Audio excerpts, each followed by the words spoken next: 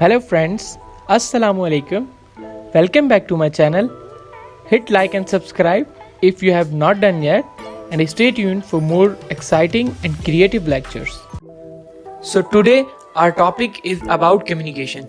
Communication के लफ्ज़ से आप सब लोग आशना होंगे और communication एक बहुत अहम किरदार अदा करती है हमारी रेगुलर लाइफ के अंदर। अब communication का मतलब लिखने बोलने ये किसी और जरिए से अपनी बात को दूसरों तक पहुंचाना। अपनी बात से मेरी मुराद यहाँ पर आपके ख्यालात हो सकते हैं।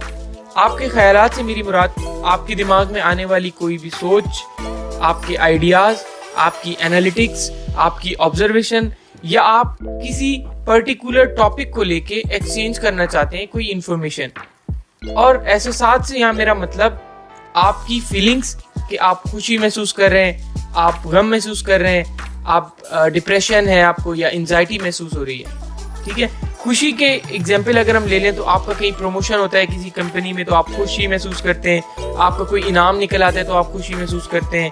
ठीक है, इस तरीके से आप किसी चीज़ के साथ इंगेज हो जाते हैं, गेमिंग करते हैं तो उससे आपको खुशी महसूस होती है।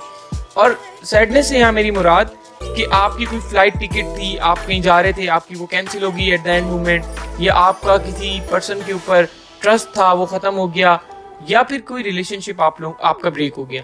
तो ये सारे आपके एहसास हैं। अगर हम इसको समराइज कर दें तो the definition of communication will be the imparting और exchanging of information by speaking, writing और using some other medium, and the successful conveying or sharing of ideas and feelings. Now, after the basic definition of communication, I will move forward for why the communication is important. Effective communication has an important role in our life. मौसर मवासलात इनफरादी और एक group इज्तमाई level पे दोनों के लिए ज़रूरी है। ये क्यों ज़रूरी है? क्योंकि ये एक टीम की सक्सेस का बाइस बन सकते हैं। अब जब टीम की सक्सेस की बात हो रही है तो मतलब लोगों की आपस में कोऑर्डिनेशन होगी, और उस कोऑर्डिनेशन के अंदर अगर कम्युनिकेशन इफेक्टिव है तो उनके दरमियान लेस मिसअंडरस्टैंडिंग होगी, उनके दरमियान गलत फहमियाँ कम होंगी, और जब गलत फहमियाँ कम होंगी तो एक स्ट्रॉन्ग रिलेशनशिप बिल्ड होगा। एक स्ट्रॉन्ग रिलेशनशिप बिल्ड होने का मतलब एक वन टीम कॉन्सेप्ट आएगा, under one umbrella multiple people will be working for the similar objective, तो उनकी कम्युनिकेशन स्ट्रांग होगी। और फिर आप देखेंगे कि जो आपके बेस्ट मेंबर हैं उस टीम में से, उनकी जो कन्वर्जेशन है, वो जो बातचीत करते हैं वो इफेक्टिव होगी, वो बड़ी अच्छी होगी, वो बड़ी मौसर होगी। आपको इफेक्टिव कम्युनिकेशन को सीखने के लिए किन चीज़ों की ज़रूरत है? वो बेसिक चीज़ें हैं आपका टाइम और प्रैक्टिस। आप अच्छी कम्युनिकेशन बार बार करते हैं, ग्रेजुअली विद टाइम आप इम्प्रूव करने लग जाते हैं। So this was all about why the communication is important. The effective communication is essential for both individuals and team success, as it can help you reduce misunderstanding, develop strong relationship, and establish yourself as an active team member. Learning to communicate effectively requires time and practice to master. So now I will tell you about the process of communication. Process of communication का मतलब जो आप बातचीत करने वाले हैं उसको कामयाब बनाने के लिए किन इक़दामात की ज़रूरत है, या इक़दामात का वो सिलसिला जो कि आपकी बातचीत को कामयाब बनाने में आपकी मदद करता है। अब अगर हम इसको इंग्लिश में रिव्यू कर लें, so it refers to the series of action of steps taken in order to successfully communicate. अब हम देखते हैं कि इस जो इक्वेशन है, जो प्रोसेस ऑफ कम्युनिकेशन है, इसके अंदर कितने हेड्स हैं जिनको हमें देखना है।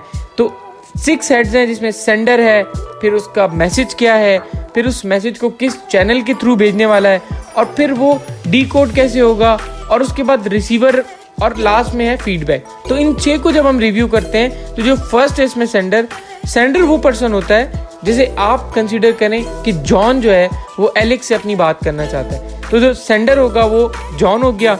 जॉन कम्युनिकेट करना चाहता है एक बिजनेस आइडिया एलेक्स के साथ। मैसेज क्या होगा?